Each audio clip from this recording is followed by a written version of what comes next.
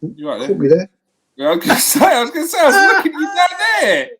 I was looking at you. He popped his collar and everything. He sort of spoke. It was like au revoir, boom. Yeah. If you don't know about the advert, just type in Nike au revoir Cantona in YouTube, and I'm sure it will come up. That was when adverts. Sound like an old man right now. That was when adverts were proper adverts. I don't make them like they used to. Yeah. You know what I mean? The old Brazilians in the airport advert, like quality adverts from Nike. Anyway, I digress. Welcome to the Arsenal show and the Manchester City versus Arsenal preview. It's going to be fun. One side of Manchester ain't happy right now, and hopefully, come Saturday afternoon, they won't be happy after having the Gunners as visitors. They lost out to Manchester United, their fiercest rivals to Cristiano Ronaldo, and hopefully the Gunners will rub salt in the wound come Saturday afternoon.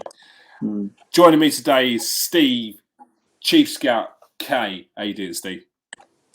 How you doing, Kieron? How you doing, viewers out there? I'm good. They got Cristiano Ronaldo. We got Mohamed El Nino.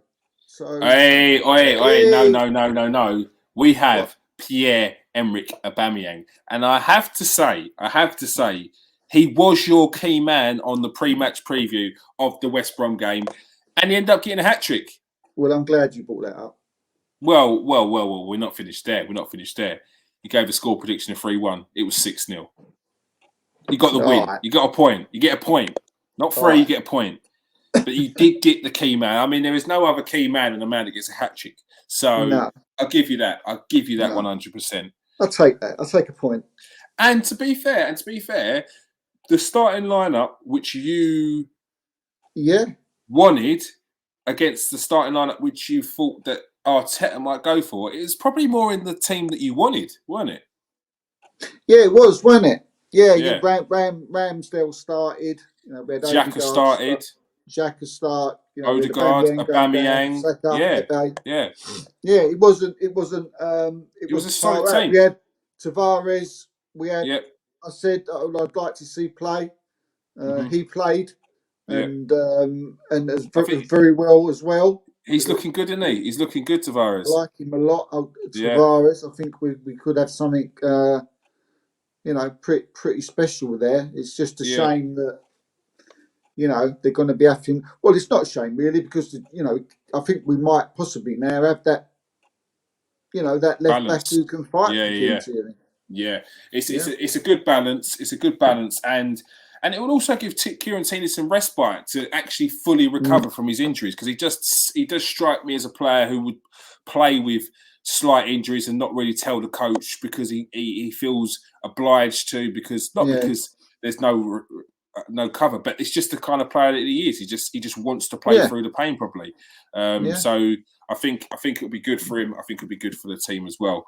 But also I think that I know that some people are underwhelmed by the signings that Arsenal make, but I feel like yes, there's some first team players in there, but there's also some players that replaced the players that have gone out that were squad players. Like you've replaced a Lokonga with a Guendouzi, and for me, a Lokonga's more of a player that I like. He's a bit more expansive. He looks like he's got more to his game than Guendouzi, and that's and I'm not. I don't mind Guendouzi, but I weren't wrapped up in all the hype. I felt like his game's limited. His game's limited. You're not going to get goals, 5-10 goals in a season from Guendouzi. Sort of a jack he's of not all going to get 10 assists. Sort of master. I don't think you're going to get many assists from Guendouzi, but I think you could get that from Lokonga, and I think you could get goals from Lokonga as well. Yeah, definitely. I totally agree with you, mate. Totally agree. All right. Let's get started on this one, though. Team news for Saturday. Hector Bellerin is still out with a thigh injury.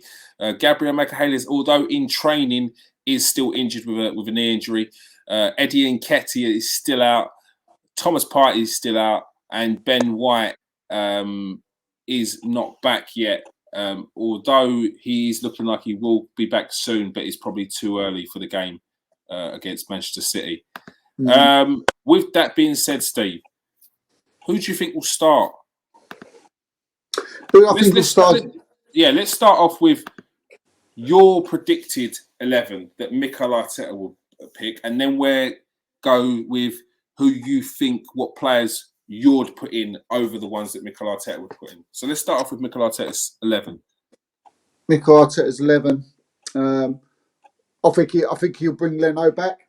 I think that's a given. I think Mario start. I think he was rested. In Arteta's eyes, he was rested. I'm still not 100% about him. Did you say Ben White's still injured? Ben White's still out. Yeah. He's still out, is he? Yeah. Well, you're going to be looking at Holding at the back there, and then you're going to be looking at his. I would see it's awkward. See, is Tierney's fine now? Is he back to full fitness? Tierney should be back to full fitness. Yeah, Tierney should be back. Yeah, I'd bring Tierney in, and then at right back. Is this Arteta's team? Is it? This is Arteta's team. Yeah, this is Arteta's team. I've got a funny feeling because I've got a feeling that he's going to bring in Bellerin. Yeah. Yeah. I've got a feeling he might bring him in, and I'll tell you why. The reason why that is, there's a lot of pace going down that left side for Man City, and I think we may need someone with pace. I mean, Bellerin has sort of lost it, as time's gone on. You get, in where he can't get up and down anymore. But I think sort of over 10, 15 yards, he may still have it, and possibly just due to the fact that he's got probably the quickest out of the right backs, I would possibly pay him. Well, I think Arteta might as well. And then in the middle, I'd play Xhaka. I'd play Lokonga. I'd play Smith Rowe. I would. Oh no, this is Arteta's team, isn't it? Yeah. I'd play. He'd play Odegaard. It's not going to change. He will play Aubameyang. Pepe will start. And again, I've got this funny feeling he's going to bring Lacazette in. Okay. And what would you change from that? What would you have from that? My team would be. I wouldn't. If Ramsdale's going to be number one, I'd start him. I thought he had an excellent game at West Brom. He would be in there for me. I possibly would start Bellerin as well. He is back. He's available. I would play. He's back. Yeah, I would play Mari and Holding at the back. Kieron Tierney, Granit Xhaka, and I was thinking about should you play the two defensive midfields at the back? We've played that before against Man City. It doesn't work. It don't work. Let's try and attack them. Let's try and take the game to them. So I would play Odegaard. I would also play Smith Rowe. Again, I would play Pepe. Again, I would play Aubameyang, and I would play Saka on the right. Right, it's a very, very attacking team. I mean, yeah, a very adventurous team. So you'd have Odegaard as number 8 next to Xhaka? Yeah. Okay. Yeah. I can see that. He can. Well, you got Xhaka in, playing more or less. See, Xhaka would play behind sort of Smith Rowe and Odegaard. So you've got that protection from Xhaka. Doing that job that we were talking about in the last show, where he can cover, where I think he's very well disciplined, Xhaka, and he can move to the right, move to the left, and he can do that defensive job while he can leave all the the going forward and all the making all the chances for Odegaard and Smith Rowe. And also Odegaard can drop, like you just said, he can always drop.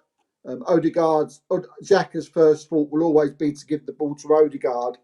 And like I said again on one of the shows, one thing that people were always having to go at Odegaard for, they kept saying, "Oh, he's only made 2 assists. He's only scored that 1 goal." But what you got to do is when Odegaard plays, he's that man who plays that ball, before the goal happens. Yeah, I don't buy into all that nonsense about people just look at stats and then just want to make a decision on the stats.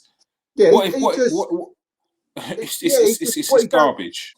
Yeah, no, he will pick up that pass from Xhaka, and then he will spin it off to Xhaka, or he will spin it off to Pepe, or he will give it to Pep. You need that kingpin, to play that ball exactly, and to make the other team think.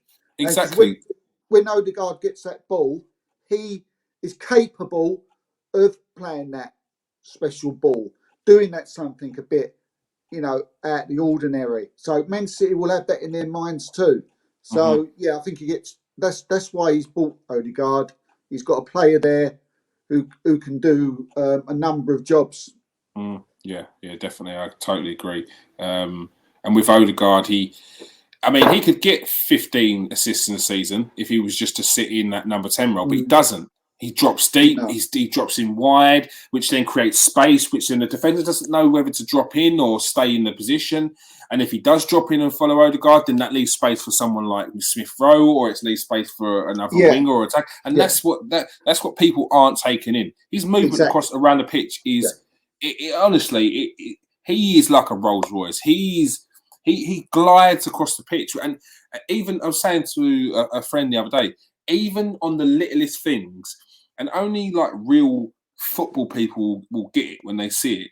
It's when he gets his touch is down, turn, and it's on the turn. It's not a touch and turn, it's on the turn. When he gets the ball and he moves forward, he does a little 1-2 in between his feet. And little things like that, that's class. Little things like that, people aren't noticing. People won't notice. Them little touches, them little faint touches, little turns, which is giving him an extra yard, an extra couple of seconds on the ball. Like those little things, people don't understand. And what he's good at, Kieron, he does, and I notice it a lot. And viewers out there, please, have some time against City and watch him. He'll get that ball and he likes doing a little step over. Yeah. He's got the confidence. And Xhaka would give him the ball, for instance. He'd do that little step over. The player who's marking him or who's standing off him will maybe go one way or the other, thinking he's going to go left puts or him right. Off balance. Yeah. Takes him off balance. Yeah. And then Odegaard can eat, and that gives him extra space to do something, to give us, it gives you more space. Hence why everybody always says, why comes in? He's not marked. Why comes he's a top player? Why he ain't marked? It's because these intelligent footballers do those little things that you probably don't notice. Like the little step overs to give them that space. Yeah. Who would you say is the key man on Saturday? And the key man, it's going to be tough. It's going to be a tough game. I think, if we're going to get anything out of it, after watching, after the great win against West Bromwich Albion, which, I didn't get too carried away with it. I enjoyed the match. But we moved I don't think anyone has. And that's what I can't stand about pundits. It's before people had even spoken to anyone outside the studio, the pundits were saying, "Don't get carried away." It's like no one's even said anything. No, you can't give us a chance to get carried away before you say, "Don't get carried away." Just relax. It's always something to. It seems like it's always something to pull down Arsenal fans to keep them quiet, to shut them up. Just relax. Relax. No one got carried away. We knew it was West Brom, but it was a very good win. 6-0 win against a championship team who's just dropped from the Premier League is a very good win. Whatever way you want to put it, it was a good win because I've seen Arsenal. Needed, wasn't it? Yeah, it was needed. It was needed. Even if it's something, as with me and you played football, we've played against the lesser teams, but no matter what it is, you're going that dressing room afterwards, and you'll be buzzing. Yeah, putting the ball in the net. That was the important thing. We haven't scored so far this season. Exactly, and to smash Aubameyang as well. Exactly, and I tell you what, I've watched him with Aubameyang, and obviously I put him as the key man for that game. He was fantastic. He was like the old Aubameyang. People say, well, it was only West Brom, but it's totally. When you're a striker, it's a goalkeeper and a net, and you have to find the net. Exactly. Exactly. It's a bit different, but he was fantastic, and because and I don't know if you noticed, he seemed to have that killer instinct back. And again, people will say, well, it was only West Brom, but that killer instinct is something that's inside you, and if you can get that back, get your mojo back, then that can only be good. But I see when he scored that third goal, and he bent that in the top corner. He was walking away, and I looked at his face, and he looked mean. He looked mean, as if to say, "Right, I'm back." Yeah. He give me that look. That's why what you he's want. And that's why he's my key man. I want him to continue. If we're to get anything out of this, I want to see Pierre-Emerick Aubameyang continue. The form that he showed against West Brom. And if he can, be fantastic. Yeah, definitely. And before we finish up, score prediction, Steve. Well, look, we're playing Manchester City. Let's not forget we're playing City. And let's let's be realistic. If Man City play, we lose. After all that hype talk about Aubameyang, it's like, all right, let's be serious. But for me, Kieron, it's all about improvement. It's about putting in a good performance. You can't, we played Brentford. That was difficult. It always was going to be difficult. Although I've seen loads of people seem to think it was just an easy game that we should have gone and rolled them over. And to me, that disrespects Brentford. And that's a bit out of order. It was a lot more difficult than that. And then you've got Chelsea and Chelsea and Man City. Probably two of the best teams in the Premiership. So no panic yet. There's no panic. Even if we get beat, no panic. I just want to see I just want to see performances, continue. I want to see confidence in the players. I want to look at the players. I want to see that they're getting back to their old selves, because recently they just look like they just don't want to play football. They look down. They look, and then next week, and hopefully we can get a couple of more players in. But I think we're going to score. I think we'll score. But Man City, it's difficult. You can't. What can you say? I'm going to go. I tell you what, I'm going to go for 3-2 to Man City. All right. I was going to say today, Steve, you could not bring yourself to say it. I know it's hard. I know it's hard. I mean, me myself, I probably would have. I know, me myself. Yeah, you done well, because me myself, I probably would go. Well, I tell you what, you never know. You never know. Like 2-1 Arsenal, 1-0 maybe. Like 0-0. Like I would be the guy that's kidding myself.